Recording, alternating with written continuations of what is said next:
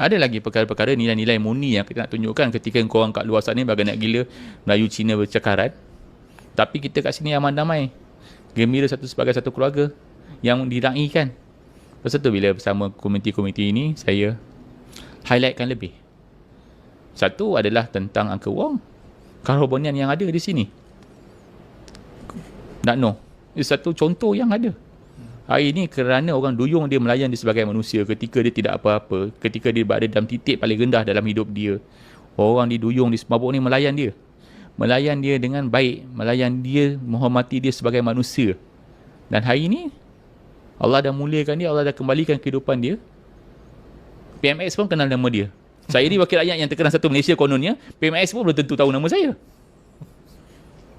Ya? Paling tidak dia telah menerima anugerah daripada tangan PMX sendiri. Saya ni nak jumpa PMX pun beberapa momen pun tak jumpa-jumpa lagi. Jadi itu antara contoh-contoh yang saya rasa perlu kerap saya tonjolkan sebagai motivasi kepada semua, sebagai contoh kebaikan yang harus kita laksanakan bersama. Adakah kerana saya tunggang dia kononnya saya mendapatkan populariti? Ya, sikit sebanyak mereka membantu dalam populariti saya. Tetapi saya ada banyak talent di sekeliling saya yang saya boleh tonjolkan bersama.